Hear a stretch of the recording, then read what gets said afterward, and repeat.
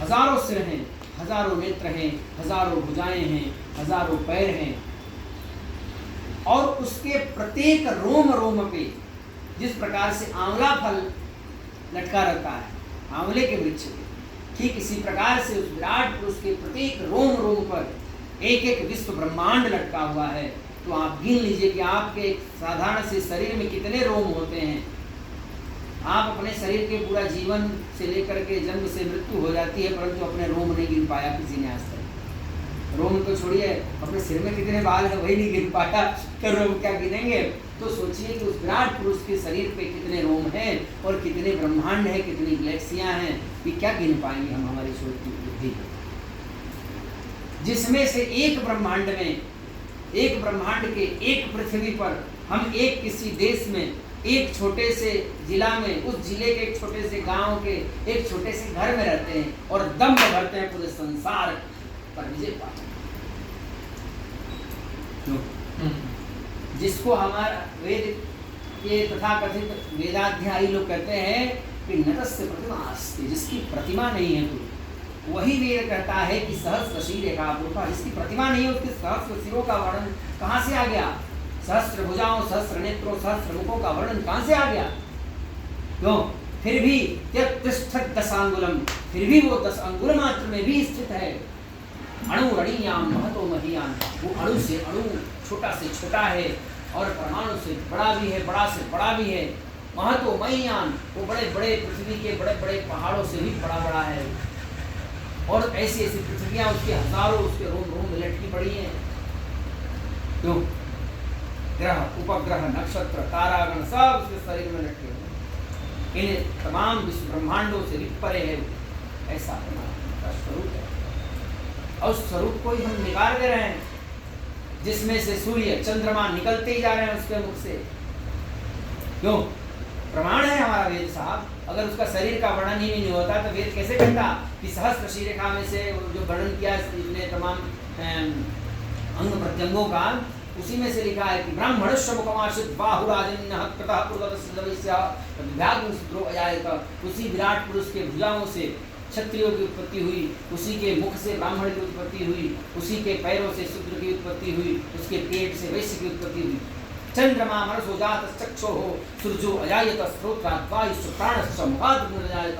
सृष्टि की रचना किस प्रकार से करता है, वैदिक ऋचाएं कहती हैं कि चंद्रमा मनसो जात चक्षुः, उसके मुख से अग्नि निकल रही है, अग्नि की उत्पत्ति उसके मुख से हुई, उस विराट पुरुष की। उसके मन से चंद्रमा की उत्पत्ति हुई, उसके नेत्रों से सूर्य की उत्पत्ति हो गई। श्रोत्राद वायुश्च, उसके कानों से वायु की उत्पत्ति हुई। प्राणश्च मुखात् अग्निरजायत, प्राण वायु से, प्राण से वायु की उत्पत्ति हुई, उसके मुख से अग्नि की उत्पत्ति हुई। ये तमाम हमारी प्रकृति का जो उत्सर्जन करने वाला है, सृजन करने वाला है, तो तमाम प्रकृति अपने अंदर से ही निकाल रहा है। ऐसे परमात्मा का साक्षात स्वरूप, वांग्मय स्वरूप का वर्णन किया है हमारे वेदों ने, और हम उसको नकार देते हैं अर्थ का अनर्थ करके कि वेद में कहीं लिखा ही नहीं कि भगवान का प्रतिमा नहीं। हम कहते हैं वही तथाकथित उस समाज के लोग कहते हैं कि नतस्य प्रतिमा अस्ति, उसकी कोई प्रतिमा नहीं है, निश्चित रूप से उसकी प्रतिमा नहीं है। मैं भी कहता हूँ कि उसकी प्रतिमा नहीं है साहब। क्यों? प्रतिमा किसको कहते हैं? माँ प्रति, माँ कहते हैं मतलब नहीं, प्रति मतलब उसके समान, जो उसके समान कोई नहीं है। अरे उसके समान तो वो स्वयं है। इसका जीता जागता प्रमाण मनु और शत्रुपा है। मनु शत्रुपा ने कठोर तप किया, हजारों वर्ष तपस्या करने के बाद उन्होंने क्या मांगा कि हमें आपके जैसी संतान चाहिए। यही मांगा था ना। अवतारों का हेतु क्या है? यही है ना कि मनु शत्रुपा ने कठोर तप किया और तप करने के पश्चात तप के फलस्वरूप उन्होंने परमात्मा से मांगा कि आपकी जैसी संतान चाहिए।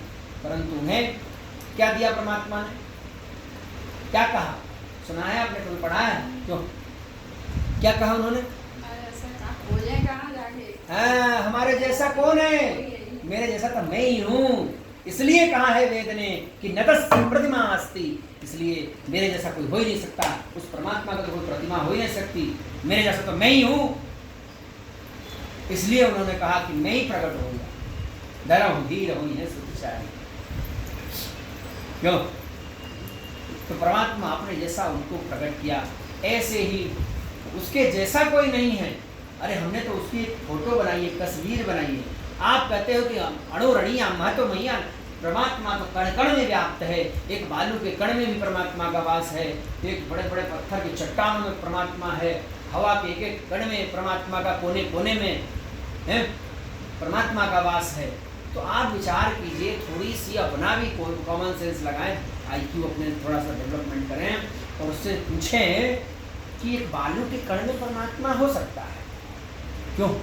एक छोटा से mm से भी छोटा बालू का कण होता है, उस 1 mm से भी छोटा 0.0005 पॉइंट का वो mm का एक कण है, उसमें परमात्मा का वास हो सकता है आपके कथनानुसार। यहाँ तक कि सूक्ष्मदर्शी से देखने वाला एक वायु के कण में भी परमात्मा हो सकता है। आपने माना, हमने तो नहीं कहा। हम तो सब में कहते हैं सर्वव्यापी है परमात्मा, परंतु आप कह रहे हो कि कण कण में परमात्मा का वास है।